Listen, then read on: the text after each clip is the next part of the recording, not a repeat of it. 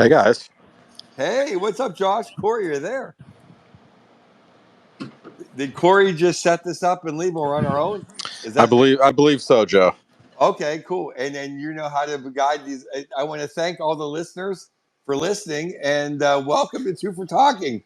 And we want to give our thoughts and prayers to Corey and his family and his son. And he's doing great, but basically he's in the hospital, so that's why Corey is still being a host because he's a trooper. But we're here on our own. Me and Josh, the most technically ill-equipped people ever.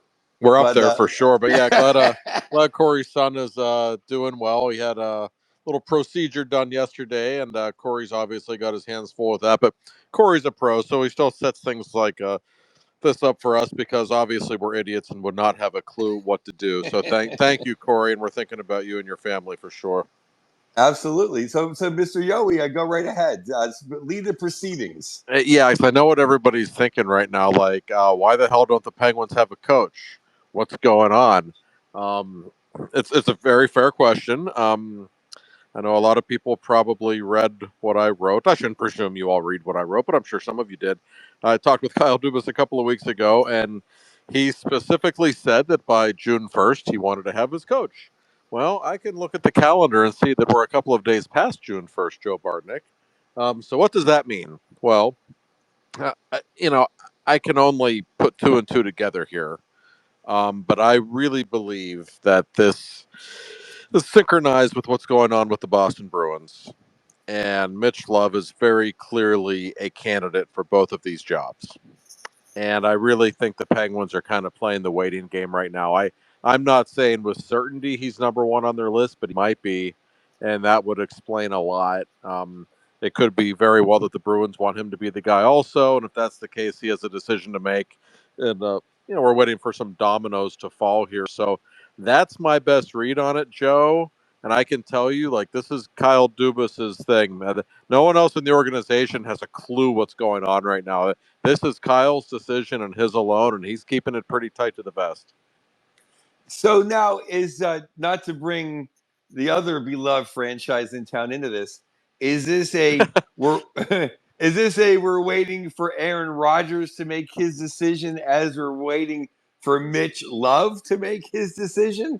Or is Kyle ever going to be like, well, enough is enough and XYZ could just as easily coach and I'm not going to be strung along and I certainly am no bridesmaid to a Brad Marchand, Zdeno Chara, Patrice Bergeron, less Boston Bruins. We only have Sidney Crosby and Evgeny Malkin sitting here. It's a fair point. It is interesting. Will the Penguins have a coach first, or will the Steelers have a quarterback first? That might actually be the question right now. But I think the Penguins can kind of be patient right now, though, because listen, these are the only two jobs open. I know Kyle obviously wants his coach in place before the draft, and in fact, he told me the really important thing is that he has a coach in place before the scout meetings that they have, where they basically sit down and talk about the roster, talk about free agents, talk about the draft. And that happens in about 10 days. So I guarantee you they'll have a coach before then. I still think there's a real chance it happens this week. But let's just hypothetically say that Mitch Love is the guy for the Penguins and the Bruins. They both want him.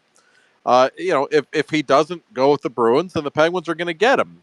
If he decides to go with Boston, then obviously the Penguins, have number two on their list, and that's who's going to get the job. I think DJ Smith very possibly is that guy.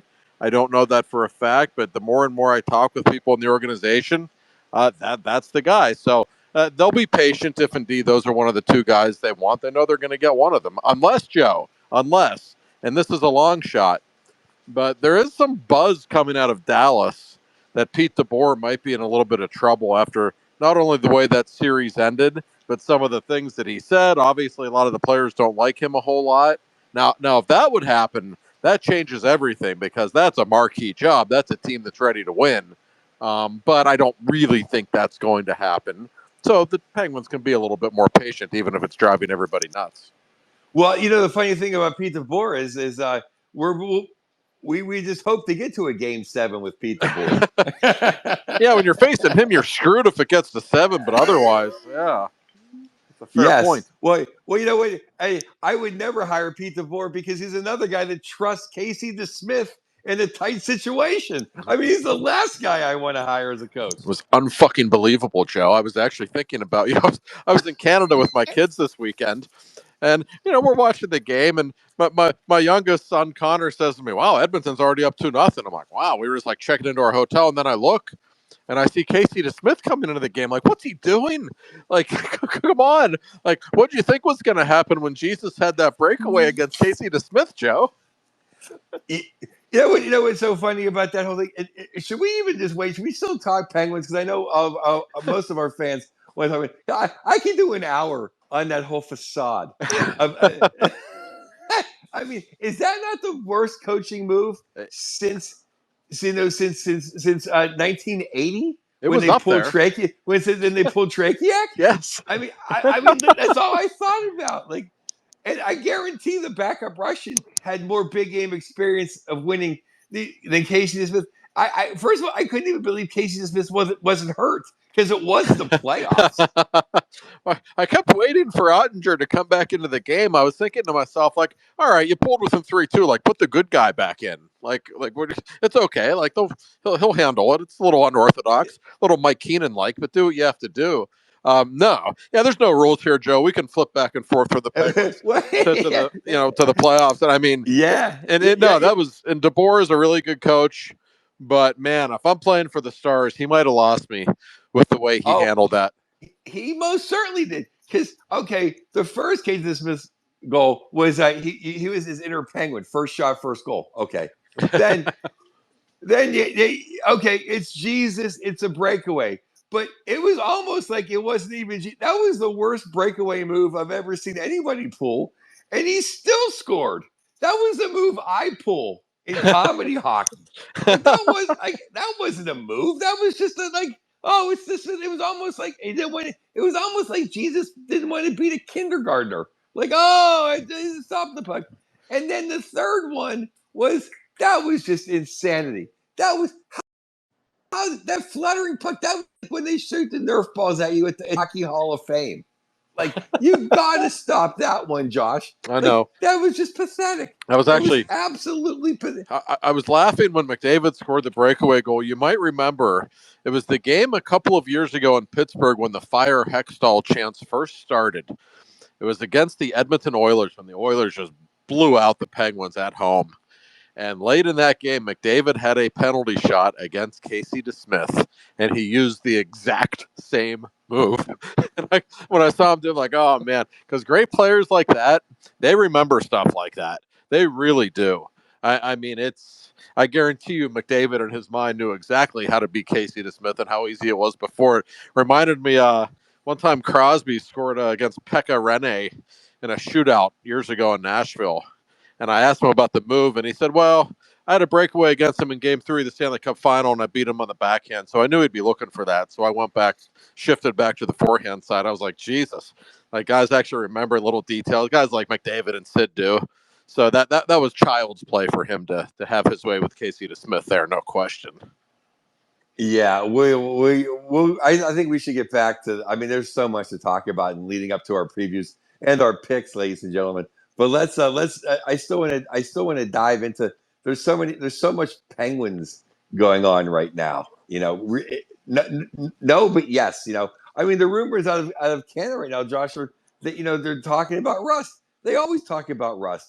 But is my Rusty Razor? Is he any closer to moving? I know that July 1st is kind of the deadline for Rusty. That's the day. And for those who don't know, when July 1st comes, so we're about, 28 days away. At that point, Brian Rust loses his no trade clause, privilege, whatever you want to call it. So the Penguins are free to trade him, and there's nothing he can do about it. I can tell you this, Joe. I know for a fact that general managers around the league literally call Kyle Dubas all the time about Brian Rust. Not only is he a great player, But if you're a general manager or a coach, he's just the kind of guy you want in your organization. We all know this. And I actually reported this back around the trade deadline last year. Dubas got a call from the Columbus Blue Jackets, who were particularly eager to talk to him about Brian Rust. And the Penguins, like Dubas, didn't even go to Rust to discuss it. He wasn't even going to say, "Hey, would you consider waiving your clause?" The answer was just no. My sense is, I Yeah, don't think. I'm sorry. Like, yeah. I mean, like, hey, do you want to go play for it's like you want to go play with the uncool kids? Right. Yeah. Yeah. Yeah. Drive 2.5 hours west on 70. Go play for the Blue Jackets. I don't think Yeah, Rusty would. hey, We know you just yeah, bought Jake's house in Pittsburgh and everything, but yeah. yeah. So Go sit at the loser table. right, right. So, um, so what happens moving forward? I don't know. I don't think Kyle wants to trade Brian Rust, and I can't imagine that happening this season anyway. The fact is, Sid still has to have somebody to play with. And, obviously the line with Russ and Raquel and Sid is a winner. And as we've said so many times, and I know for a fact that Kyle Dubas and everybody else in the organization agrees with this, Brian Rust is exactly the kind of guy you want around Rucker McGroarty and Ville Koivunen and Harrison Brunick and all the other young players on the way. He should be wearing an A on his sweater. We all know that. I guess the question then becomes at some point, what if somebody makes you an offer you can't refuse? I mean, I don't know. And I don't know what that would be. And I'd say the same thing for Raquel. At some point, these guys are getting older. I guess you consider it, but I don't see that happening in the near future. They already have so many draft picks coming up, and they already have real prospects on the way. Yeah, you always want to add to that if you can, but you still have to keep some good players around, right? And not many are better than that guy. Well, my thoughts on Rusty. Everyone knows who's listening knows my thoughts, and I love Raquel. I don't love him as much as Rusty, but Rusty's homegrown, and Yes, Rusty has 2 cups. that's right. So that's a whole nother level. Now another scuttlebutt on the internet, because of course I somehow the for you, not the following, the for you that I always catch up, I always get all my which may be an ounce of truth too, or not an ounce of truth, but maybe possible, or maybe in the I know I have to ask you, as your buddy and who I respect, is there any truth to the Carlson slash Letang for a Keandre Miller move? And only from the scuttlebutt that I've heard, that there's no way that Sullivan wants his Pittsburgh problems to follow him to New York. But I I, would love a little Keandre Miller in my life. well, yeah, I would think so. I would certainly do that if I were the Penguins, but I hadn't even heard that one. Okay, I so can't imagine. Like, I have to think one of the best things for Mike Sullivan right now is that he doesn't have to coach Chris Letang or Eric Carlson any longer. Because I know those two. And listen, Sullivan's a good guy. He would never come out and say it. Those two drove him absolutely crazy. Like, one of my favorite things to do during home games, especially this past season, where I sit in the press box. I'm right on the red line, like right across from the benches. And so I have a pretty good look at the coaches. And every time Letang or Carlson would screw up, especially Carlson, and it happened a lot, I would just look at Sullivan. I would just focus on Sullivan. And the look on his face, like he would just look at Mike Vellucci and his face, you could literally see like turning a different shade of red from the press box. Like those two drove him absolutely crazy. The Rangers aren't without some problems. I just can't imagine them being interested in either one of those two. And Miller, like I guess Miller had an off season. I didn't really pay that much attention to them this year. Every time he plays against the Penguins, he looks like an all-star. Like you can see the talent that guy has. But if I'm the Rangers, I frankly would be keeping on to him because one problem the Rangers have, that is not a young roster. And he's still a guy like in his mid 20s with so much untapped potential. To me, that's the guy they should be keeping and trying to make better. well, I've been pro Keandre Miller forever. I would have given him the Norris instead of Fox.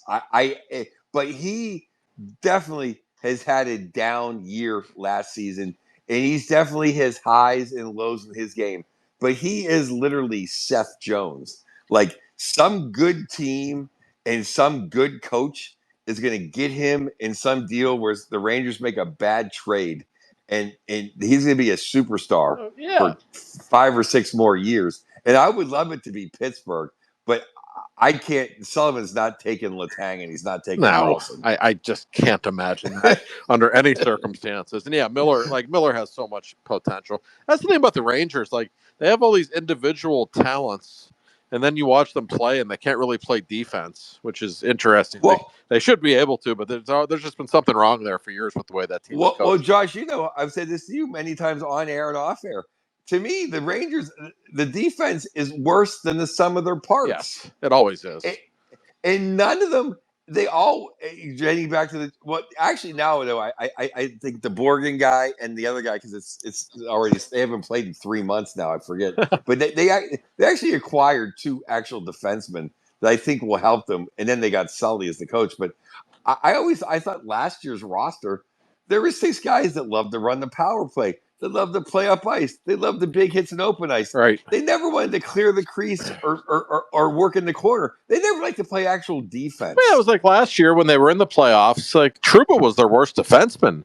Like, yeah, he would throw big hits, but he was really bad otherwise. I mean, he was starting to slip, and I have long maintained that Adam Fox is a hell of a power play quarterback. I don't think he's a great player, though. I never have.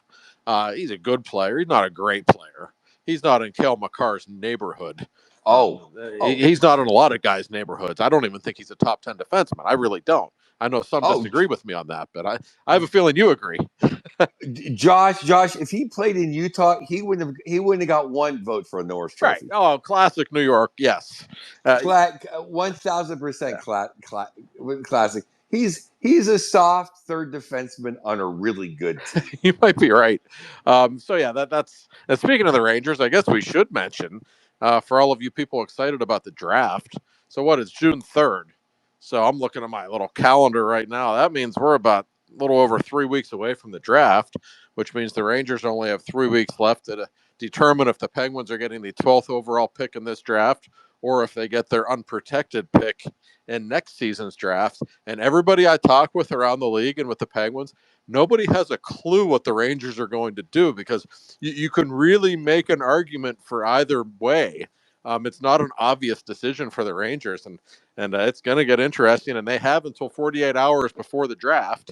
And the draft is on June 27th, by the way. So they have until June 25th to let the Penguins know what the deal is. It should be interesting. But that's saying something. If they don't believe they're going to be better than they were last year, I think that's almost an indictment on Drury. Well, no, that's true. And that's why I wonder, if you're the Rangers, if you say, they very well might say, hey, we got Sully, we're going to be good, we're keeping the 12th pick this year. That's in play. There's also, some people who think, well, they're going to want that first round pick in 26 because that's a great trade chip if they're as good as they think they might be. And you would like to keep that. So you can look at it in so many different ways. And I got to be honest, I've asked Kyle Dubas about it. I've asked people in the organization about it. I don't think the Penguins really care.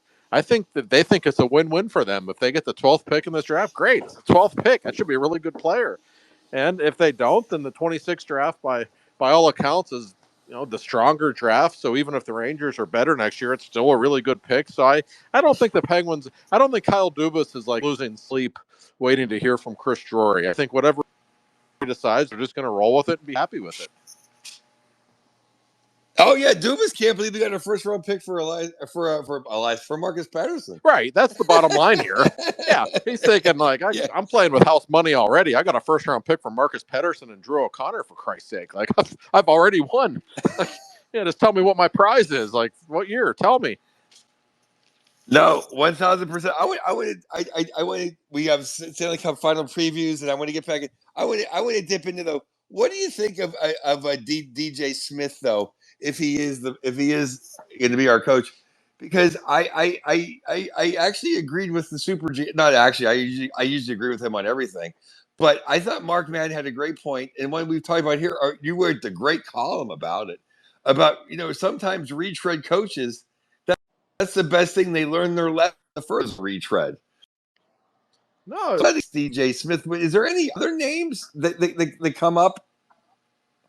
Well, first of all, let me say this about DJ Smith. He was the coach of the Ottawa Senators for 4.5 years, never made the playoffs. So I think I've noticed people on the internet they're already very anti DJ Smith because he is viewed as a retread. I will suggest that people look at the rosters that he had to deal with in Ottawa. However, I don't know what you wanted him to do, but those were some really bad teams. So I don't know if he's a good coach or not. I don't have a clue. That's up in the air. And I will say he's been an assistant in Los Angeles the last couple of years.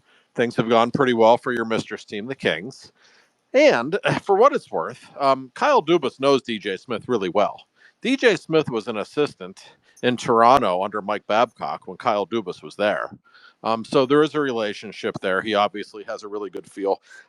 I know a lot of people around the league, they all love DJ Smith. But I mean, just on a personal level, I think the fans would really like him. He's got a real gregarious personality. Everybody loves the guy. Kind of a player's coach, I think. I don't think he'd be the worst choice. I just think he's kind of a mystery. We'll see. As for other names, the other name that I've heard, most prominently, and I'm not the only one. I know other people have mentioned this name. Jay Woodcroft, the former Oilers coach. I know he's had a couple of interviews with the Penguins. He's a guy they like, and he's another one. Like he coached Edmonton for like 2 years. It was parts of 3 seasons. His record was astoundingly good, as you'd expect. He got them to the conference final a couple of years ago, or 3 years ago, I guess it was, before they lost to a Colorado team that won the cup. Then he got them to the second round the next year before they lost to the Vegas juggernaut that won the cup. Then he got fired because they had a bad October. So I don't know. I don't know how to gauge that. Obviously, he is more good than bad in Edmonton. Maybe he is a good coach. I don't know. But that is kind of the third name that I would, if you're ranking the most likely players or coaches to be hired rather, he's probably number 3 from everything I've heard. I think we're looking at Mitch Love or DJ Smith. I think those are 1 and 2. I'm not sure what order. Only Kyle Dubas knows that at the moment. But those would probably be the 3 most likely guys. Yeah, I think I'm going to drink the Kool-Aid on Mitch Love. It seems okay. He seems like his resume is fine. Of the Woodcroft, DJ Smith. First of all, I'm always leery of guys whose first name is DJ, and by that, like it's DJ so and so because I'm just DJ to me should be Casey Kasem and not over in Vegas. I think his first name is Dennis, so we could just call him Dennis anytime they lose. We'll call him the Menace, Dennis the Menace. That being said, though, I believe me, I'm not an Ottawa fan. Oh, I know that. I think those rosters still kind of suck, but I think he's the alpha male that I am looking for in a coach. I want a man. Jay Woodcroft to me seems like he won. He won like, hey, be a coach for a day. He won at the church bazaar. I went DJ Smith because it's still going to be you're face to face with Tocchet and Sully and Carberry and a bunch of guys and Waugh. Yeah. And hey, even regular season rod's tough in November. Oh, we're gonna get to him. Don't you worry. No, but no, you're right. It's a fair point. And one thing I will say, let's just assume that DJ Smith and Mitch Love are the 2 most likely candidates, and I think they are. They have something in common. They were both like minor league tough guys. Like these are guys who dropped the gloves for a living for like 15 years in the minor leagues. That's who they were. And when you watch the Penguins the last couple of years, and even conversations I've had with Kyle and other people, like I can tell you the lack of team toughness is something that is troubling to many people in the organization.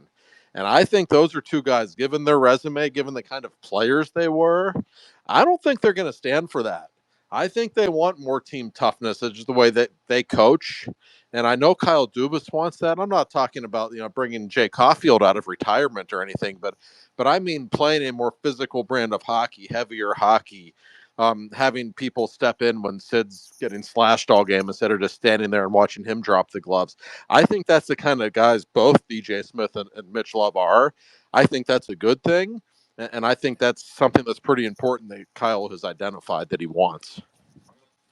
Oh, that is music to my ears, and I think all of our fan base, and I hope most of our listeners. Let's take time out now to talk to our talk about our great friend, the man making all this possible, the great Bill Neofus. Bill Neofus, our great sponsor, who runs neofisinsurance.com. In fact, Bill and I had lunch just this past week.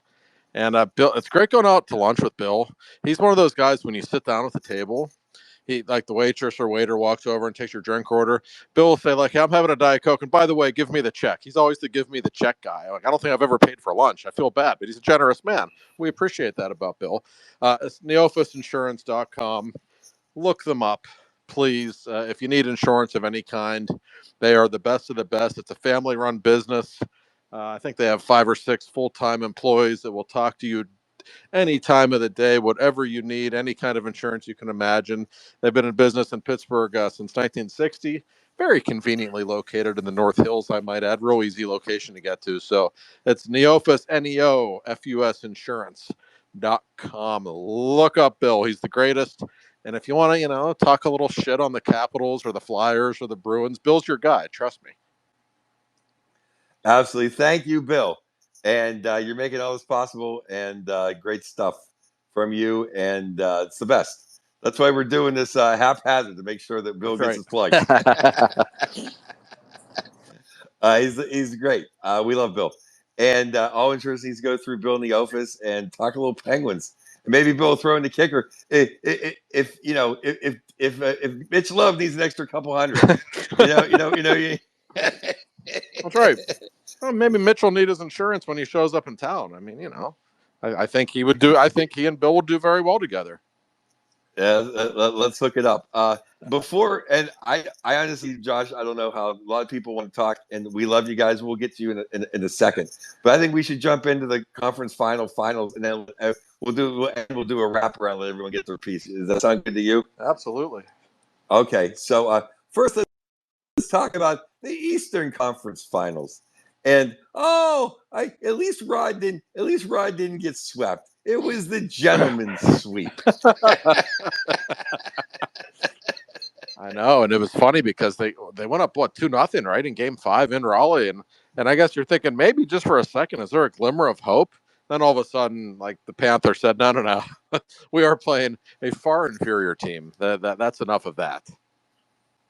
Absolutely, and I'll tell you, if you need to ever remember the greatness of Alexander Sasha Barkov, that was big time hockey right there on the game-winning assist.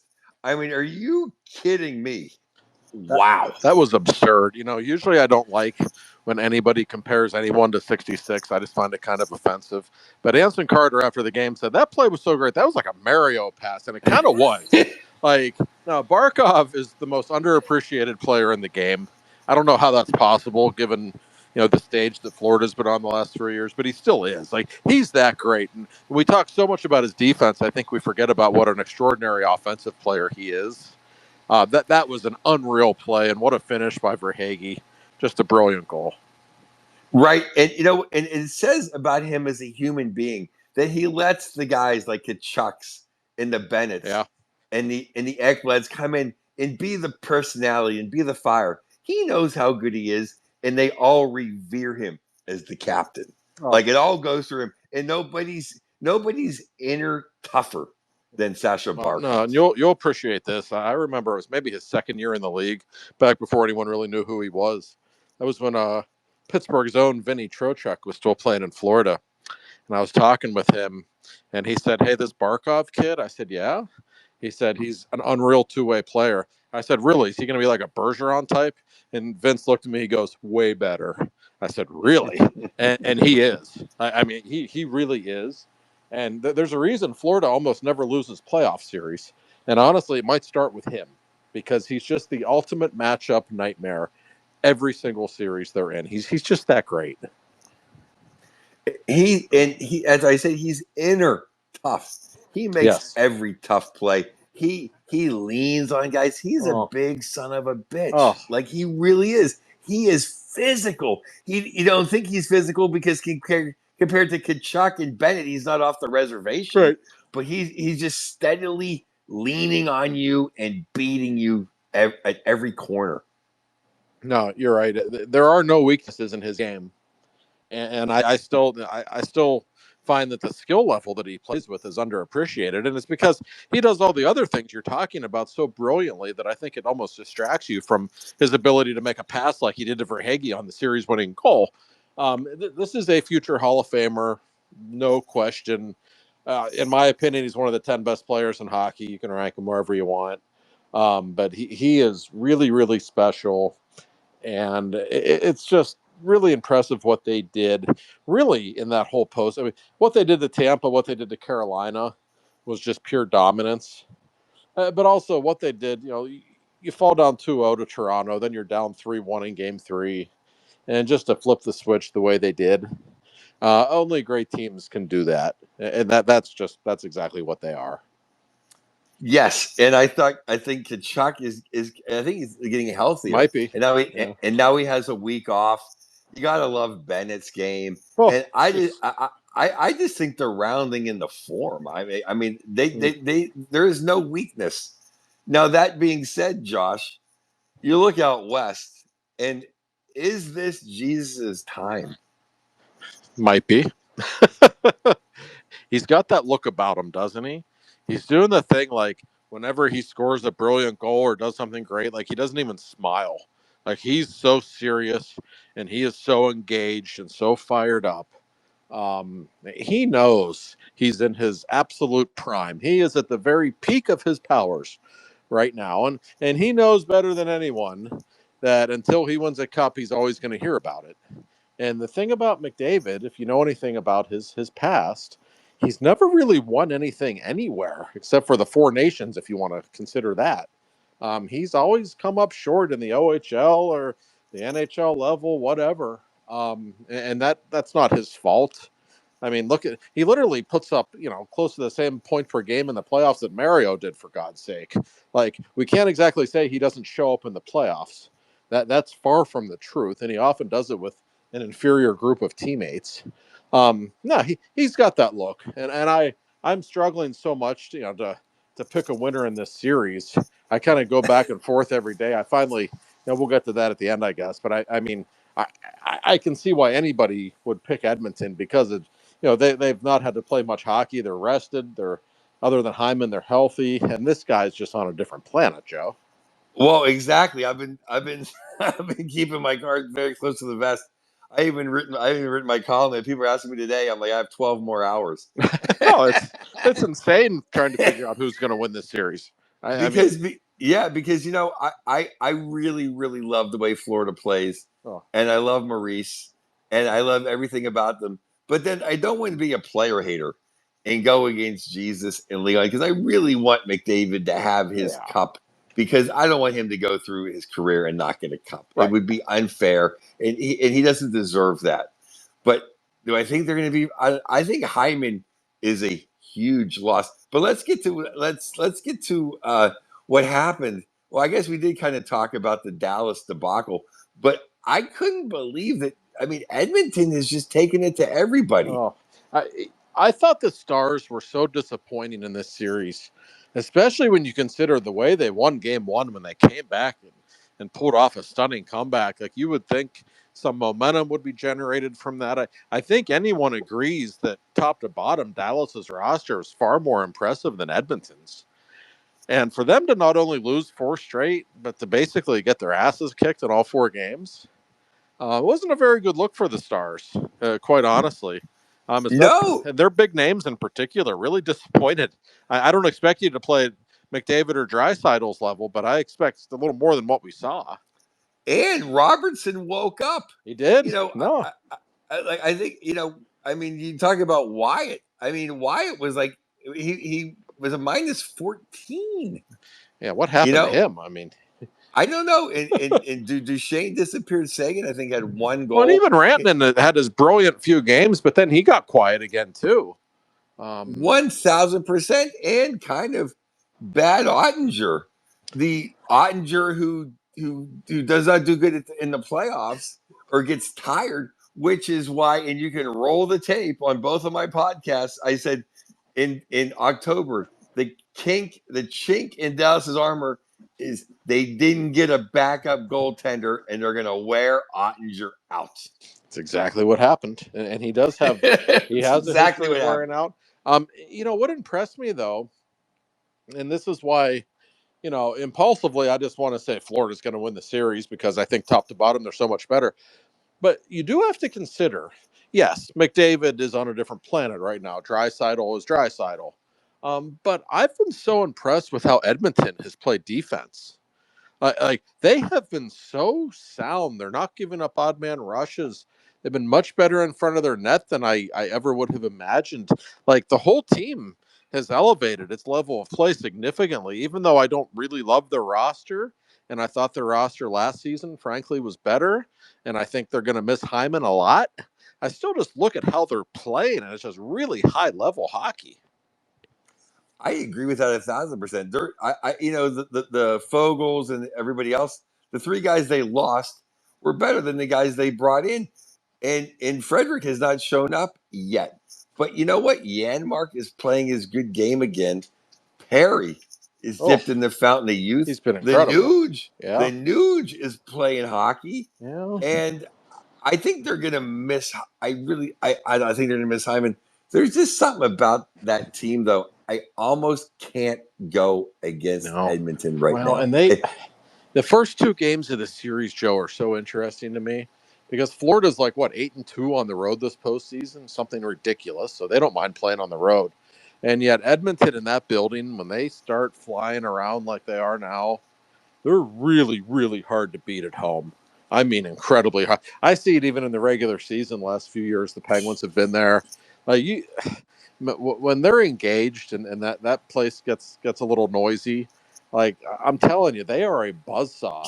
So I'm fascinated to see how the first two games of this series go, and I think they might be pretty telling because one team's almost impossible to beat at home, the other team never loses on the road. So it's going to tell us something right off the bat. You know, and Edmonton lost Game 7 on the road last year. Now they have home ice Yeah. advantage. I think that is key. But I think the one key that is kind of in Florida's favor is when is Bad Skinner going to show up? Yes. So he's probably going to show up a couple times. You would think he's one of those guys. He'll give up 6 goals, and you think you've got him. You think he's toast, but then he'll get a shutout the next game. Like Right. he's a weird guy. You don't know. I don't even know. I don't have a clue how good he is. I don't have a gauge on him, but I know the other guy's pretty damn good. And Bobrovsky, Joe, we're old enough to remember when Bobrovsky couldn't win in the playoffs, and that was the big knock on him. He's a great goalie, but he sucks in the playoffs. Well, those days are long gone, and he is solid as a rock. He's one of the best goalies in hockey. You can count on him to thrive in that postseason environment. And I think, especially for goalies, once you've won the cup, I think you can relax a little bit and you learn to handle pressure in a different kind of way because you can do it. And he knows he can do it. So anytime I analyze a series, the first thing I always look at is goaltending. And even though Skinner's been really good lately, like I still have to give a pretty considerable edge to Florida, I think. Oh, I give them the edge definitely in goaltending. I give them the edge in everything except intangibles. And that's basically just Jesus being Jesus. Yeah, and that's a real thing.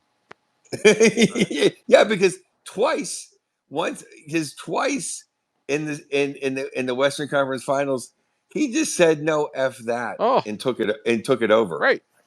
I Yeah, I mean, mean, and he did it, and he definitely did that against the Kings. My mistress has to be kicking themselves oh man, because they literally had Jesus on the mat and 2 count. The arm was up.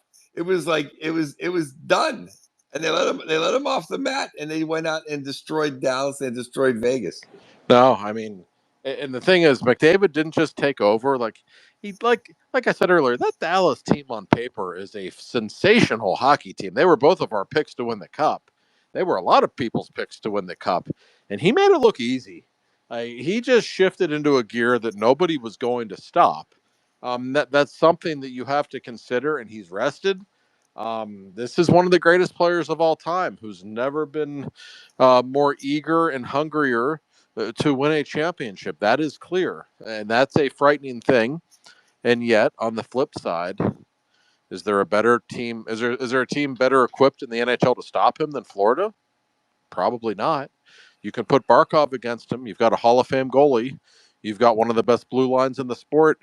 You, you've got a bunch of monsters who are physical, and I mean, you can go on and on. That's why this is such of an incredible matchup. It's the iconic player against maybe the best team of its generation. Yeah, and it's gonna get really good ratings too, because everyone remembers the big ratings from last year. It has the perfect scenario: the defending champs versus the superstar. Can he finally get over the hump? Let's face it, the NBA is terrible. I mean, two teams from cities nobody cares about. True. So I'm all wrapped. I was wrapped up in Knickerbocker ball, but it's a win-win for the NBA. I I will go on the limb. On the limb. I will say I'm going to pick Florida. I'm going to pick Florida, but I'm not going to be upset if and I may change my mind by the time I write my column. That sounds about right. But on this podcast, and I might write. I could change my puck off tomorrow. I will pick Florida, even though I know it's a fool's errand to go against the Lord. I just I don't know. I don't know. It's gonna be nuts. No, I actually tweeted it earlier today. My official prediction is Florida in 7. I don't feel good about it. I tweeted you're a fool if you pick against McDavid, but you're also a fool if you think anybody's going to beat Florida 4 out of 7. So we're all fools because everybody's picking one or the other to happen. That's a great point. I mean, that's a great quote. It's a great tweet. I don't. I do what I can, but yeah, I mean, it really is, in my opinion, and I don't mean to show any regional bias, but I really think on paper it's the best Stanley Cup final probably since Pittsburgh and Detroit in 08 and 09. When you consider those 2 years, how many future Hall of Famers were in those games? Big Crosby, Malkin, Fleury, Hossa, Datsuk, Zetterberg, Lidstrom. Like, that was just a special brand of hockey. And I think we might see something like that. Styles make the fight, and it's just the speed and the pure talent and brilliance of the Oilers, and it's the Panthers who are just a different kind of tough. They won't just beat you up. They are the most mentally tough team maybe that I've ever seen. And so that it's just such of a compelling matchup. Joe, I hope we get 6 or 7 games. For the good of the game of hockey, it would really be wonderful. Oh, 1,000%. And it is the last scenario that everyone talks about when the revenge factor of the generational player, where Sid lost in 2008 and came back 2009. So this is really, it's all setting up to magnificence. Well, and it happened with Gretzky and the Oilers and Islanders too, when the Islanders beat them in '83, and Gretzky and Messier famously stood there and watched the Islanders celebrate with the cup, and the next year they returned the favor, just like Sid and Gino did in 2009. So yeah, if you're a believer in history repeating itself, you like the Oilers, and there's nothing wrong with liking the Oilers. They certainly have a real chance here. But yeah, I think the league couldn't have asked for much more. And I know a lot of people will say, well, I don't know. It's a Southern market and it's a small Canadian market. That's not good for. Like, no, it actually isn't bad for ratings because any even casual sports fan should want to tune in to watch McDavid try to pull this off. And any casual fan, there were so many casual fans in the Four Nations that were introduced to the Kachuk brothers challenging a fight against the Canadians on Canadian soil. Like, we all know what the TV ratings were for those games. So I think this matchup is perfectly fine for interest around the world in hockey, and I think people are going to tune into this. I really do. Oh yeah, and everyone remembers last year, and Game 7 ratings were through the roof. And it's. I think it's going to be I think it's going to be fantastic hockey and fantastic ratings, and everyone with a pulse knows what's on the line in one of the 4 major sports. You're going to watch college softball, right? Watch, and honestly, I think it is a big help to the NHL that the Knicks lost to the Pacers. It's a little different if you have New York in the NBA Finals. The attention that would have generated. Oh my God! So now you got 2 small market teams in the NBA. I don't think there's a ton of national interest in that series. I think everybody thinks Oklahoma City's going to win pretty convincingly. This is an opportunity for the NHL to really cash in on the spotlight a little bit. And, I really can't wait for tomorrow night, Joe. This is going to be great stuff. It is going to be fantastic. Now, I do have, we did the old 2-9er, Phil Bork was listening in. But now, should we go to, I saw him come up in the old 2-9er, but he didn't say he wanted, I guess we should look, I hope he wasn't, his feelings were hurt. I didn't know how to let him jump in. Well, we're not technologically savvy, so we right. But it says take a quick look. I'm going to see if I can see if someone wants in. Is there a hand raised? Well, it says to get a quick look at who wants in. I can't. I'm hitting it. It's not working. See, this is why Corey makes the big bucks. Yeah. Listen. Okay, so no one's in the. Maybe they bowed out. It said. I know people were online or saying like they wanted in, but we were. And I'm like, well, we'll get. I'm thinking mentally, we'll get to them, but now I can't see. If anybody wants to ask a question, try to click the question button once again, and we'll let you on for sure. Yeah, no doubt. We got a few minutes left. We are we're men of the people. We enjoy talking with everyone out there about the great game of ice hockey, and especially this time of year when there's so much going on. Yeah, no, now I feel bad because it did say see some of the questions people had. So then I was trying to see. I don't see anyone. Well, let's get into the because we sugarcoated it a bit. Hello. Oh, I'm here, Joe. Oh no, okay. I'm trying to hit too many buttons. Was I think regular season Rod has become just maybe the game's sorest loser. I always thought that was Ed Belfour, who never wanted to shake anybody's hand. But Rod, first of all, you can't call a sweep, and then you get into almost a fist fight with your old coach. Yeah, that was a little weird. In a handshake line. Yeah, I mean, I know Maurice rubbed some people the wrong way when they kind of thought he was talking down to Brindamore when he was telling them, the handshake line isn't for coaches, whatever. But boy, Brindamore made some comments after the game. In fact, he did a post-game interview. I think it was with Jackie Redmond when he specifically called out Aho, for not having coverage. I think it was on Lundell on the one goal.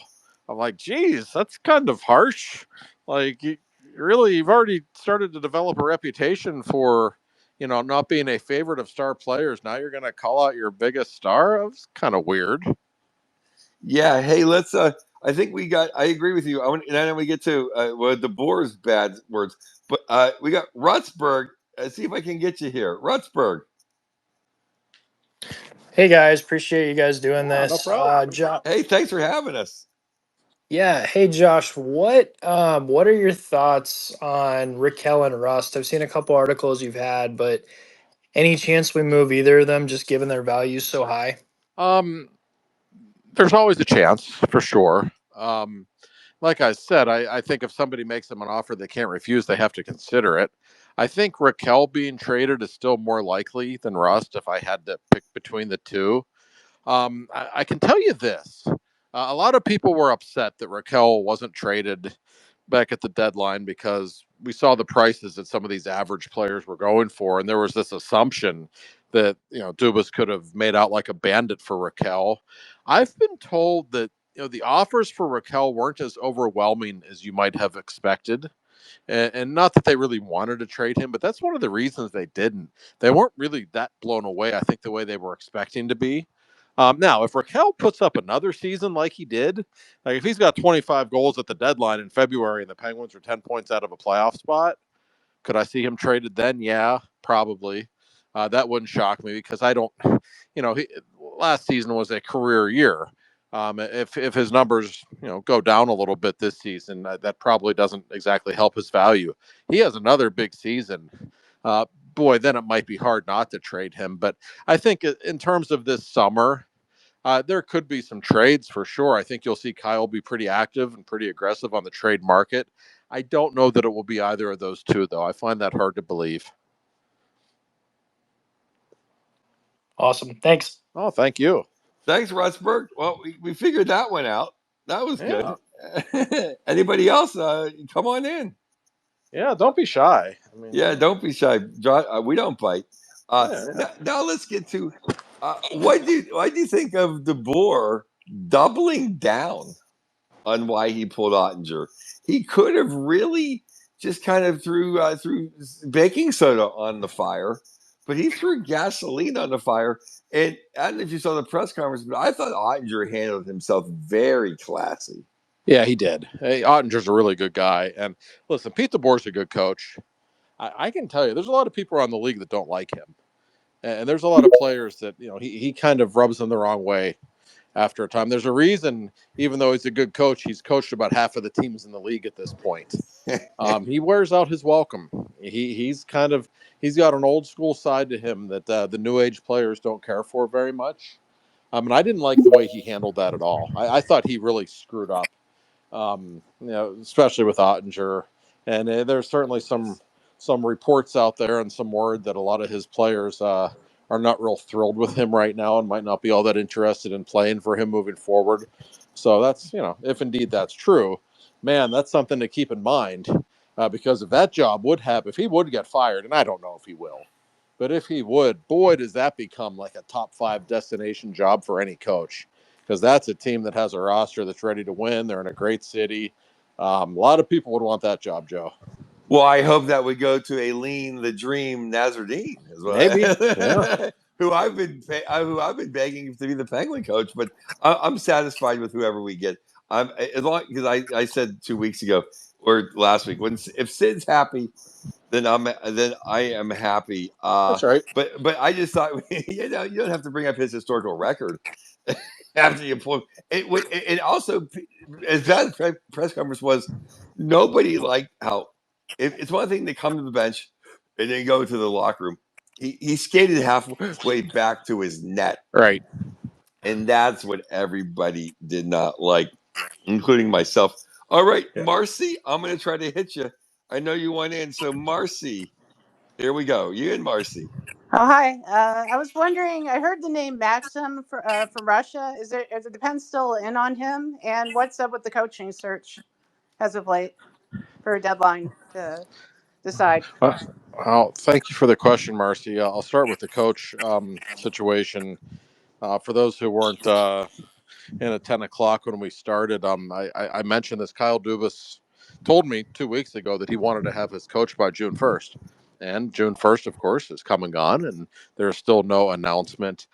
I really think the holdup here is Mitch Love. And I think the Penguins and Bruins are both very interested in his services. And I think until he picks one or the other, that it's pretty tough for the other team to make their final determination. I think it's probably that simple. That's my sense. I think Mitch Love and DJ Smith are the two most likely people to be coaching the Penguins whenever they finally do make the announcement. I still think there's a good chance we find out at some point this week. I'd be surprised if we don't. The Penguins certainly want to have this done by the time they're up at the combine, which has already started in Buffalo, by the way. So in the next few days, we are going to know for sure. And as for your other question, what was your? I'm sorry, Marcia. What was your question again? The first part. I heard the name Maxim as a possible forward that the Pens were interested. Are they still going after him, or is he taken? Or They may be interested in him. It's really hard to say right now. There are so many rumors out there and so many names that are going to pop up. I will tell you the one, and I don't know for sure about him, but I will tell you Marco Rossi is a name, the Minnesota Wild forward, undersized, but really, really talented. He apparently is on the trade block, and I know he's a guy the Penguins really like. I'm not saying they're going to sell the farm for him, and apparently he wants a pretty hefty salary, something in the neighborhood of $7 million a year is the report out there. So I don't know that will happen, but that's a name to keep in mind.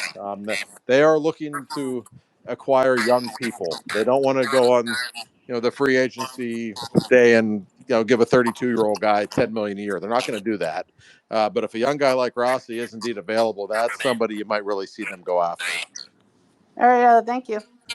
Thanks, Marcy. No, what about the guy we signed, the McHale guy for $850K? Do you know anything about him this week, Josh? That's a former 5th-round pick, Russian kid, and he really lit it up in the KHL this past year. A very skilled forward who I've had some organization compare him to a Ville Koivunen type of player. Might not be a superstar, but could really be a good second or third line winger in a couple of years. He's young. I think he's only 20 or 21 years old.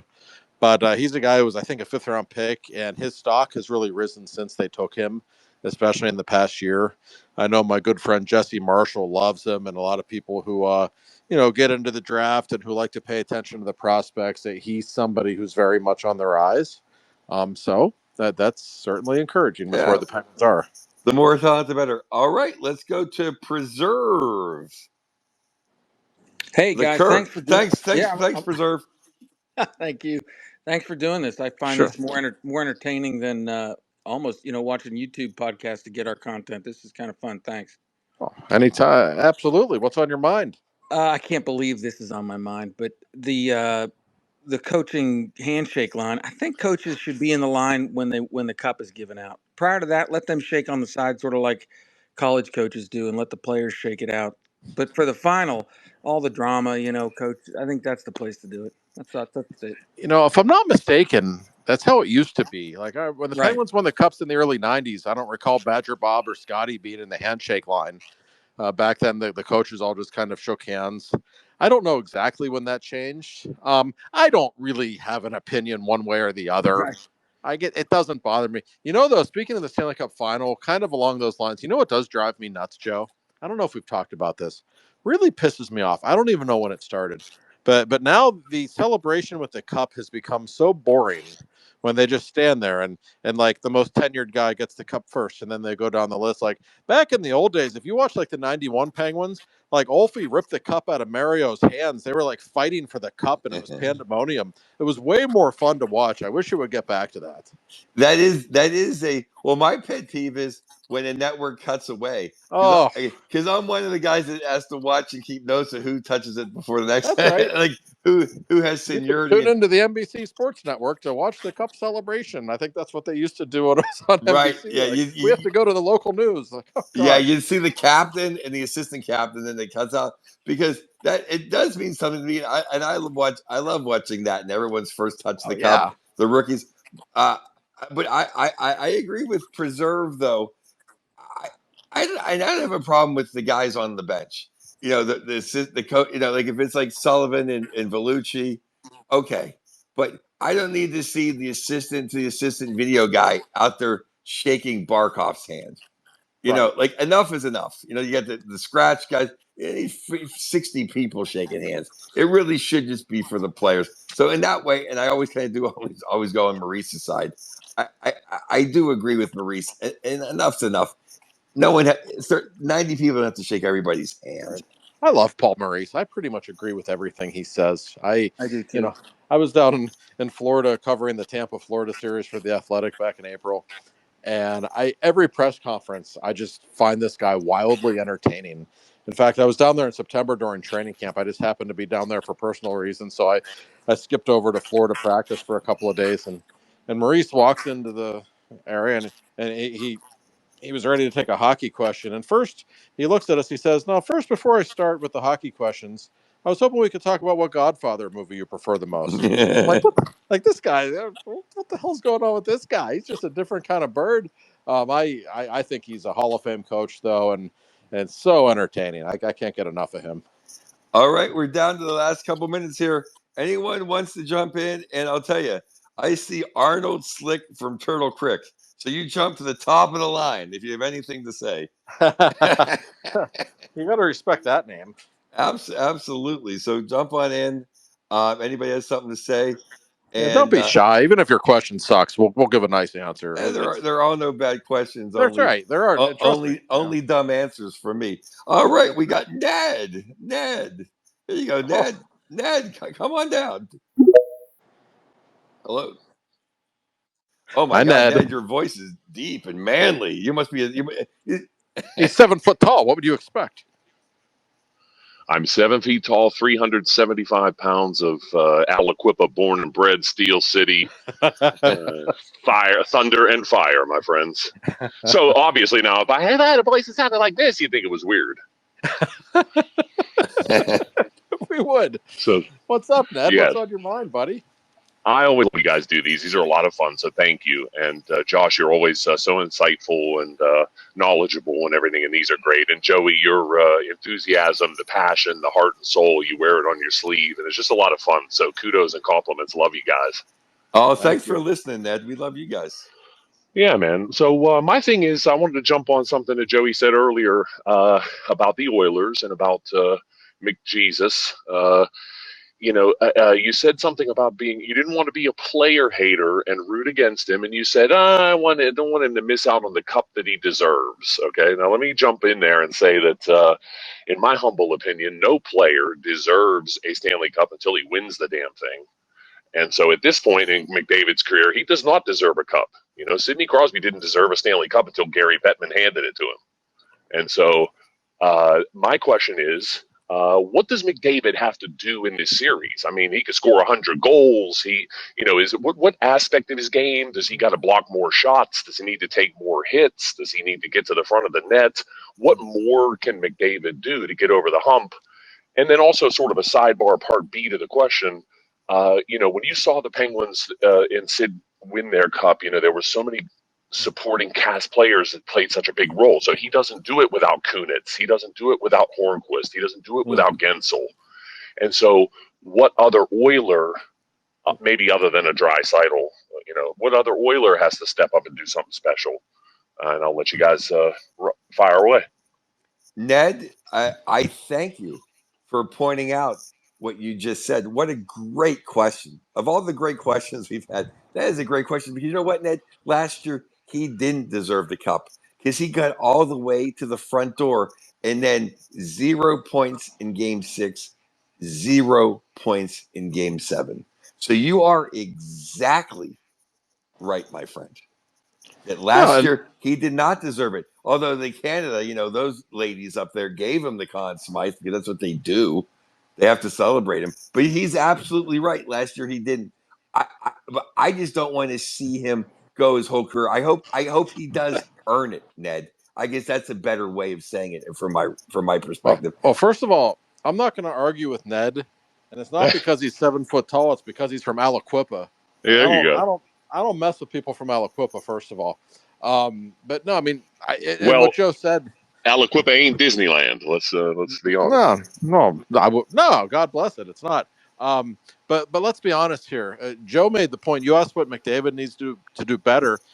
Not much, really. He just needs to, when the series is on the line, he needs to take over the way he did when they were down 3-0. And I'm not knocking him. He was extraordinary in the playoffs last year. But Joe said it. When the stakes were raised, he put up 2 goose eggs in game 6 and 7, something that he never does, back-to-back games without a point. And I think Florida deserved a lot of the credit for that, of course. But that's all. Listen, this is going to be a 6 or 7 game series. So come game 6 or come game 7, those are legacy games for McDavid. And if he puts up his numbers, they'll win. That's all he needs to do. There's nothing else in his game that needs fine-tuned. He's fine defensively. I mean, he's not Barkov defensively, but who is? He's not bad defensively. There's no weaknesses there. He always has the puck. That's pretty good defense. And that's a Mario Lemieux quote, by the way. When Mario was in junior hockey, he had a coach who told him, you might want to play defense some of the time. And Mario looked at him, and Mario was like 16 then. He looked at him and said, I have the puck 80% of the time. That's not such bad defense. That's Connor McDavid, right? So he just needs to show up in the game. And back then, Mario was smoking a pack and a half a day. Damn right he was. That's your birthright when you're from Quebec. But yes, he certainly was. Well, I think that to answer another question from Ned, though, I think who needs to step up, I will say Adam Henrique needs to step up because I don't think you can if you say Jesus is number 1 center, Leon's number 2, Henrique's line, whether it be with Frederick, whether it be with the figure skater Skinner, whoever it's with, they cannot lose it. I mean, like every night be a -2 to Lundell, the Rat, and Esoterian. Well, and I will say this, You know, like they can't lose that battle. Like that line has to play even for them now, because that third line's been eating people up. Yeah. And the other guy, Justin, is Skinner can't have two bad Skinner games. They won't recover. He has to be Skinner. Even in games they lose, he has to lose with dignity. Yep. No, he's got to be great. And I'll tell you one thing, just from a coaching standpoint, and obviously the Oilers are pushing all the right buttons right now, so I'm not going to tell them what to do. But they like to do a thing when things aren't going their way. They like to put McDavid and Draisaitl on the same line. I don't suggest they do that in this series. I really think that plays into Florida's hands.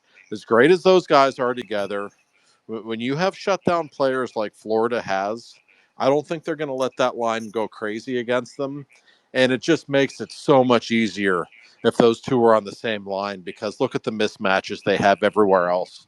When you have Bennett and Kachuk on your second line, and you've got Marchand and Lundell on your third line, that's just, in my opinion, too much for Edmonton to overcome. I think you've really got to spread the wealth with McDavid and Draisaitl.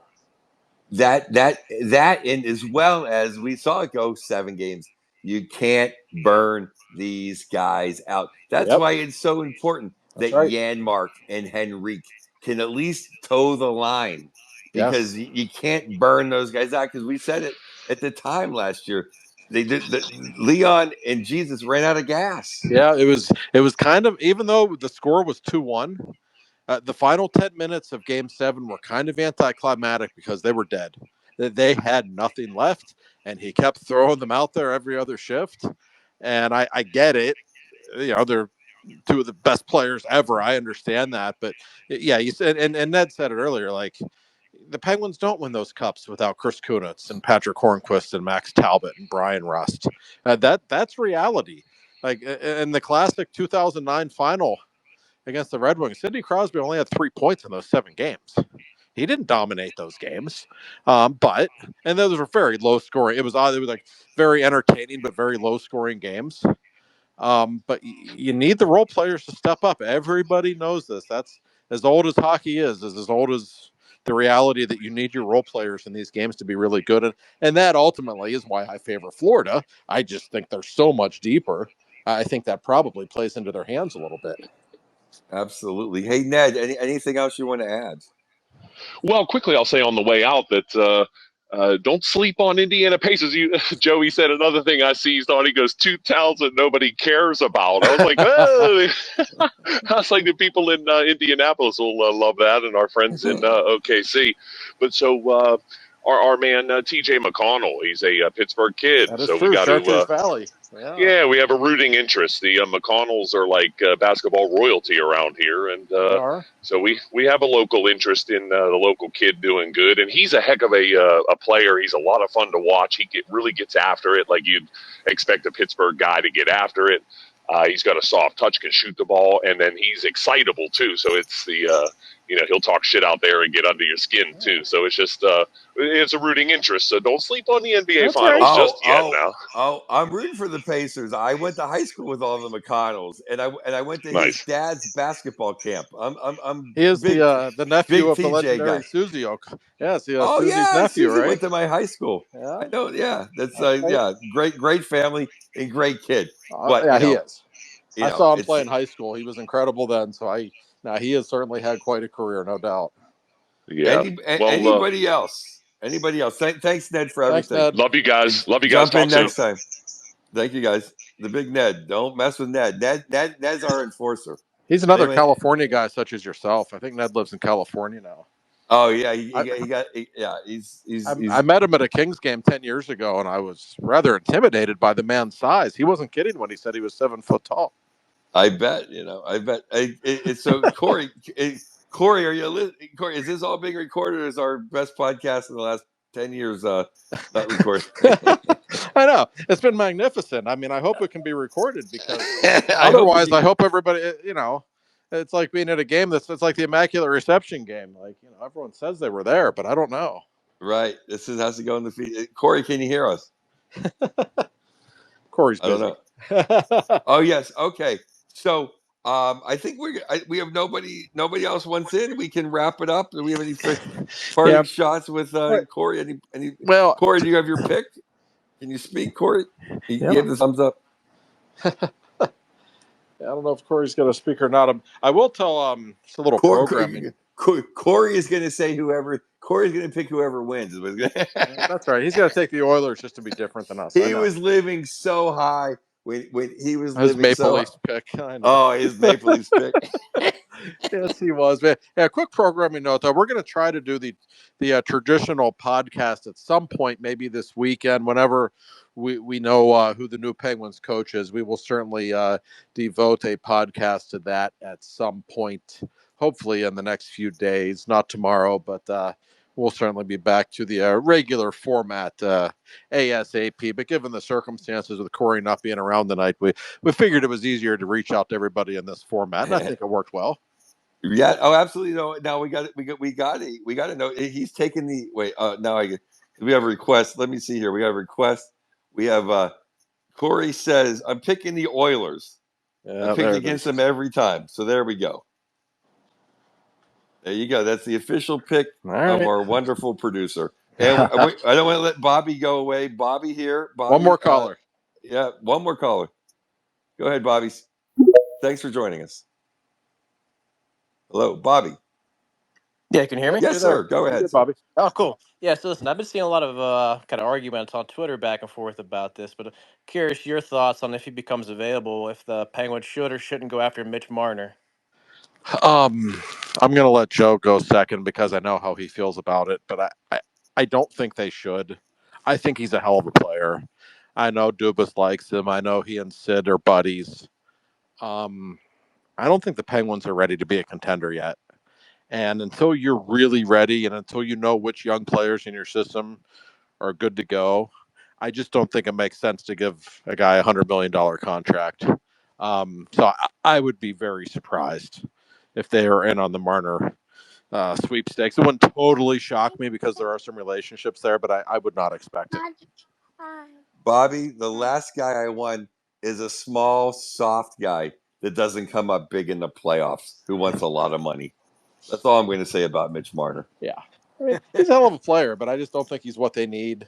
I know the Blackhawks are very interested in him and want to throw. They have a lot of money to spend, and I've also heard Vegas is a team that might be interested in Marner as well. They always seem to have money to spend. I don't know how, but there will be no shortage of interest, and the Penguins are going to make some moves. But I can tell you right now, if they're going to spend money in free agency, and they're going to have around $20 million to spend, I would certainly expect them to address that feeble blue line of theirs before they sign a forward. I think that's what's most likely going to happen. You know the guy who went in Toronto? His name is Matthew Nyes. Oh, don't I know that? And that's the kind of guy they need. I mean, yeah. Oh, 1,000%. Every team needs him. So yeah, we need like 5 of them. Yes. I want to thank the best in the business, the best reporter there is, the great Josh Yohe from The Athletic. If you don't subscribe to The Athletic, you're just missing out. I don't even know how you can, because even if you're a Penguin hater and you hate Reed Josh, you're going to enjoy all the other hockey coverage. It's the best hockey coverage from all the teams. Speaking of that real quick, Joe, Yes. my most read article in April was when I wrote that Mario is a better goal scorer all time than Ovechkin. Everybody who read it was based in the Washington, D.C. area. There was serious hate reading going on. That's okay. But I want to thank everybody for listening, especially when I thank those that joined in. Don't be shy. Don't be shy. Joe, do you have any shows coming up we can plug? Oh, I'm in Nashville, Smashville Thursday night. I'm in Nashville, Tennessee. It's Zanies, and then I'll be at the Pittsburgh Improv July 10th, and I'm a bunch of places. But if you're in Nashville, come out on Thursday night. Joe Bartnick in Nashville sounds like quite a time. I got to be honest.